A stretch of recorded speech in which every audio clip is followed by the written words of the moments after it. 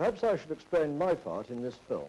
I was the officer who was given the task of compiling a war study on Operation Goodwood. And to conclude the war study, I've asked 4 of those who took part to comment on certain aspects of the plans, the forces, the battle and its aftermath, in the hope that the lessons that they learnt at such cost will help us in our preparations for the future. General Roberts, it would seem that before Operation Goodwood, you were badly misled by our own intelligence estimates, in spite of our air superiority. Was this so? Yes, it certainly was so. We did not know, and I'm quite sure that neither 2nd Army or 21 Army Group knew the real extent of the German defences. And of course it's not surprising because only a few days before this particular battle, Rommel had made particular efforts to increase the opposition in this particular part of the front, because he felt himself, apparently, so we now learn, that it was a very dangerous place, and one which, of course, as we know ourselves only too well, was had the best scope for armoured manoeuvre, and of course it was a hinge to the whole of the German defence in the West. Colonel von Luck, you and General von Rosen both agree that your tank reserves were sighted too far forward. Where would you have liked to have sighted them? I would say when we had to decide where to put our heavy tank battalion and the other battalion, it should have been in the area of Frenneville and southeast of Frenneville to be able to counterattack direction north, west or west of both sides of Kanye. If our intelligence estimates have been correct, do you think the plan would have been materially altered, General? Well, I don't think the basic plan would have been altered, possibly parts of it. But the basic plan wouldn't have been altered, in my mind, because we, that I say, 2nd Army, or 21 Army Group, had a greater proportion of armour than they really required. They wanted more infantry, but for various reasons which I don't think I need go into, the infantry was not available, and we had more tanks that we could really employ in this comparatively limited bridgehead. So Dempsey, that is one of the reasons that Dempsey, and he suggested this operation right at the outset, suggested that he should use the 3 armed divisions he had in an operation of this type. Of course, you had massive pre-planned air support. Was there any other air support available to you? Oh, yes, there was. There was to be established, in fact, there was established, what we then called a cab rank of Typhoons, a squadron sitting above us all the time, which was to be directed by a thing we call an FCP, a forward control post. This was a cut-down Marmon Harrington Harmon car, within it an RAF officer to talk to the Typhoons, and a signals officer to keep the wireless sets going. And the RAF officer would guide the Typhoons directly onto the target by talking to the pilots as they were sitting on the air. Unfortunately, a direct hit on it knocked the whole thing out, so that the Typhoons were not given anything like the direction they should have been through the rest of the day. And the only way of controlling them then was by firing pink smoke onto targets, and then through means of the communication to division, corps, and then to the RAF, a time program was put on as to when the pink smoke should have been fired. And so the target was indicated to the air. It must have been fairly effective because we had, the Canadians had an intercept of one of the Panzer divisions involved in the fighting in about the middle of the day, the afternoon, and they said we find difficulty in maneuvering and moving because of the threat of the air attack. Colonel von Luck, don't you think mines would have been useful to you in Operation Goodwood? I would say no, because following our mobile defense tactics, mines would have hindered us from counterattacks. Oh, what do you think about General Pitt? Well, I can't help feeling that although it might have in the early days when you were in this bridgehead here, you didn't want them, but come the time of this battle, your counter-attacking was getting rather more limited, and had you had some mines in the back, this rather open area, it could have been a great confusion to us. I'm not satisfied about it. Yes, I agree, but it would be confusion for us as well. Oh, yes. And, you know, until Goodwood, we always hoped to, by counterattacks, to get into the bridgehead, and so we didn't use any mines. General, you remonstrated with the Corps Commander about the task given to your infantry brigade of clearing Couverville and Demouville. With hindsight, do you think his decision altered the course of the battle? To fight a battle with hindsight is all very easy, but I think in this instance, now that we know what both sides of the hill were like, it is quite interesting to consider what could have taken place if that infantry brigade had not been diverted onto those particular tasks. For instance, to begin with, there would have been available to me not only the infantry brigade, but one additional armoured regiment of the form of the Northamptonshire Yeomanry, and one additional field regiment, normally supporting the infantry brigade. Now, if he'd also said, the Corps Commander, had absolved me from taking those two villages, and said at the same time, well, if you're not taking those, you must take Cagny, because that's more or less on your route, and it will be affected by the bombardment, and you'll go straight in. Well, what would have happened?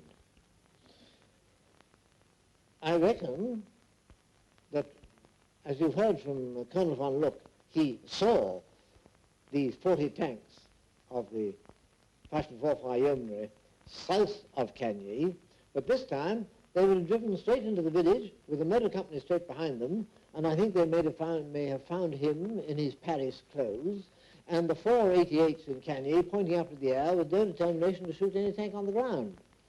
Now, following up behind would have been the infantry brigade, and the battalion could have been into Cagny very quickly. And I understand from Colonel von Luck that at that particular time, southeast of Cagny, down here, there was practically nothing else. Am I right on that? No, but nothing else. Practically nothing else. Therefore, an opening would have been provided at once, and we would have had armoured cars. They were trying to get forward all the time, finding it very difficult. They would undoubtedly have been able to penetrate down here. And the 545 Yeomanry could have made a left-hand swing up toward Borkibus, and we had a 4th Armoured Regiment, not at present available, which could have come up the centre here without having to look after this area of Sanaville. Well, that's how I see the situation as it might have developed. Would you think, Hans, that that is a reasonable possibility, in fact, perhaps even a probability of what would have occurred if we had operated in that manner? I think it would easily be possible, because at that time, in the early morning of 18th, there were no reserves at all. The first elements of 1st SS came down here at late afternoon of 18th, and the 12th SS came only on the scene on the 19th. So as a result of your experiences at Goodwood, did you feel the need to reorganize your brigades in any way? Well, not exactly because of the experience of Goodwood. Our next operation was to be around Comore, which was in the very close Bocage country. And there you want the very closest cooperation between armour and infantry, in fact, on a platoon basis. Now, it is for that reason that before the next operation, we trained on that type of tactical handling of the two brigades, being composed of 2 armed regiments and 2 infantry battalions. But actually, during Goodwood, I don't know that I would have cared to operate in that way. It must be appreciated, in those days, the infantry brigade were carried in 3-ton lorries with no protection whatsoever. And I don't think on here you could have had them trundling along in 3-ton lorries in this very open country. And therefore, I think it would be sounder to have kept them as a brigade to follow up the armour and not, in the first instance, operate so very closely to them.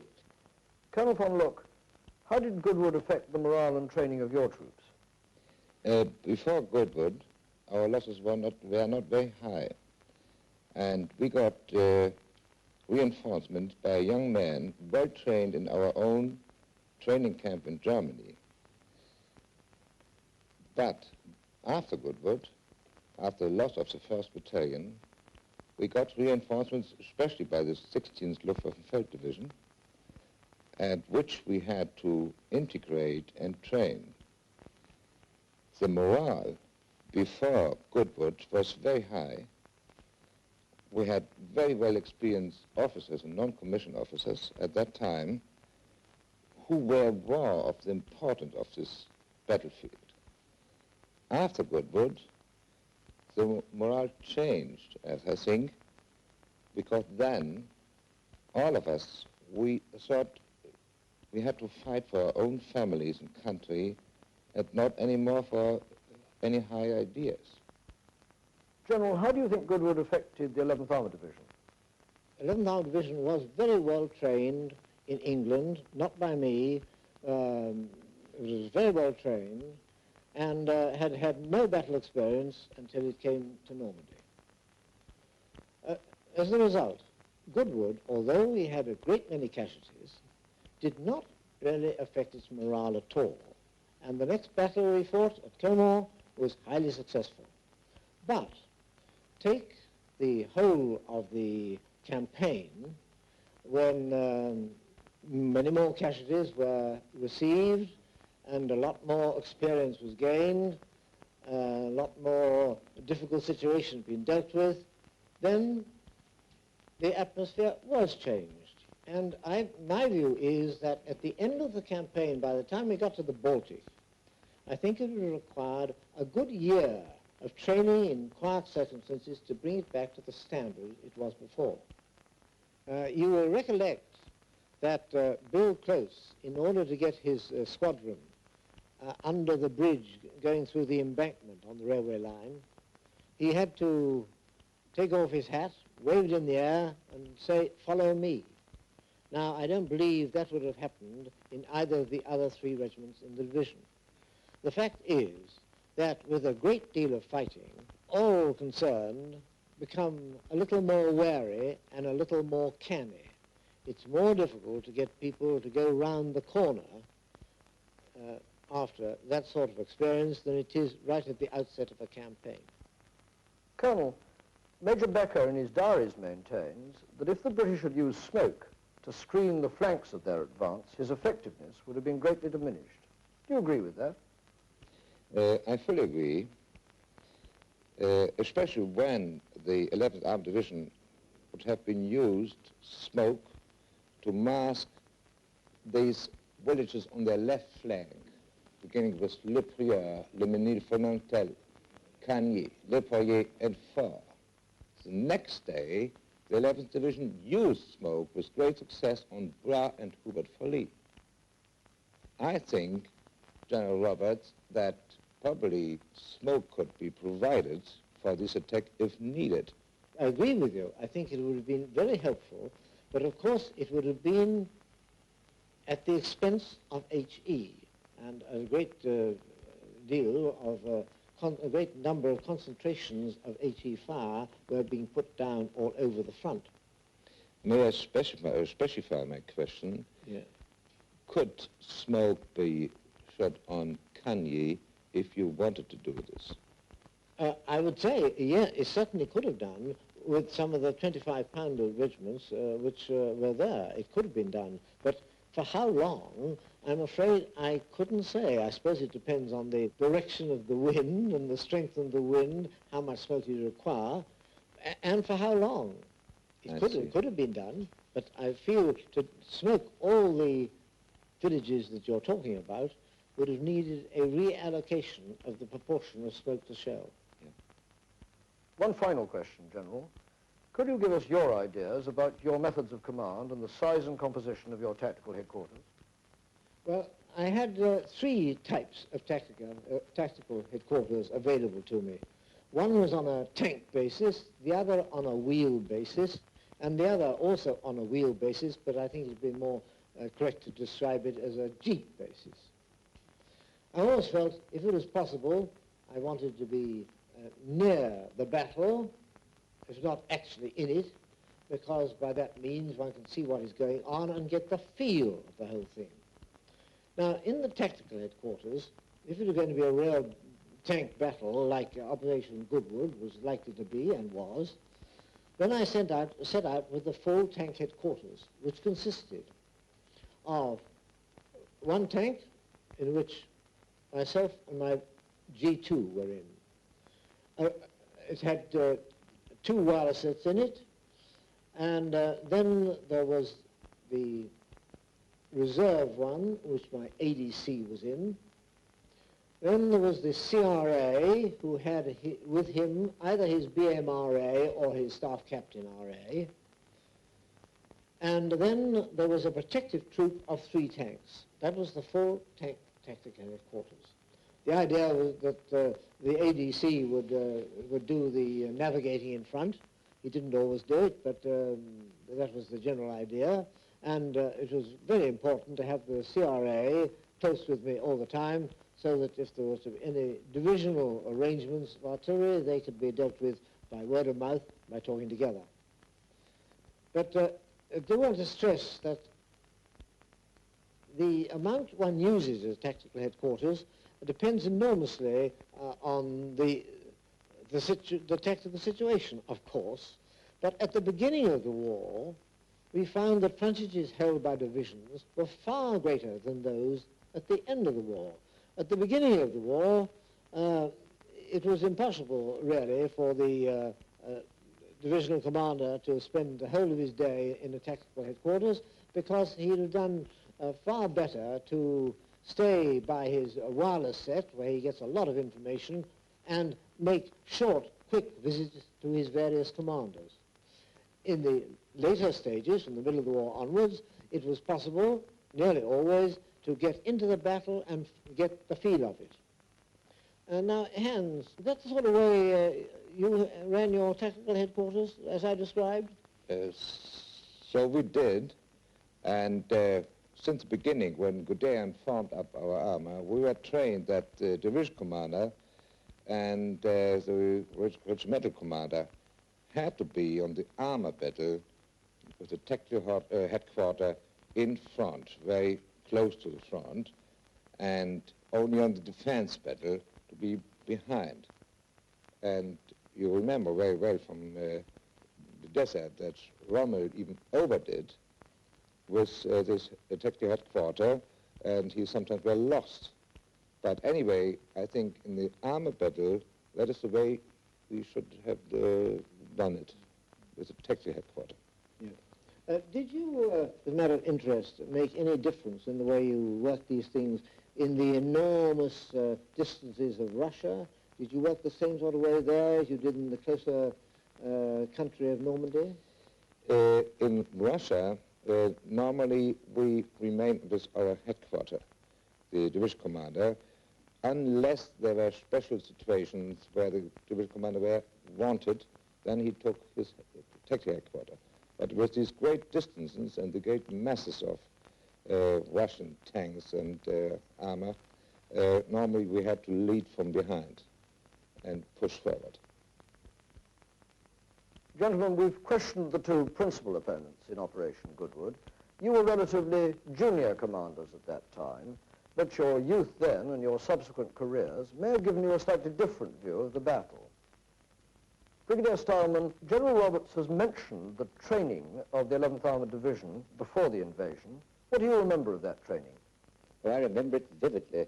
I arrived in the 8th Battalion Rifle Brigade when they were stationed at the Hunmanby Girls' School on part of the Yorkshire Plains. And day after day, and indeed night after night, we had to concentrate at platoon and company level getting the battle procedures absolutely right that we would require for infantry tank cooperation. And the communications those days were nothing like as good, of course, as we have in a mechanized company these days, and a great deal of realization of what one had to do was dependent upon corporals looking towards the platoon commander by silent signal as much as anything. But on a higher plane, I learned all that I knew about the larger scale of infantry tank cooperation under the instruction of Bill Close, who taught me literally everything I knew about that particular skill. And we did reach a very, very high level of proficiency before we crossed over to Normandy. General von Rosen, could you give us an example of the standard of training in your unit? You know, in the morning of 11 July, my company was alert company. 10 minutes after alert, we moved from Moneyville through Giberville in the area of the Colombelle factory. As my first platoon was on the end of Giberville, British tanks in the area of Central Marine began to fire against us. And my first platoon stopped. It began the fire battle. I think it is now time to start the counterattack and give the order to attack. But none of my tanks was moving. I give the order a second time and a third time, but no tank was moving. And for the first time, I give the order now, company moving, and I added, in other case, I will turn my gun against you and fire against you. And at this moment, I have seen that my antennae was broken, and I hadn't radio contact with my company. What was to do? Also, I moved myself before my company and began with my tanks a counterattack, and I've seen the other tanks followed me. The first platoon followed me, and the second platoon in fire position, and so on. It was now an attack like an exercise on a training area.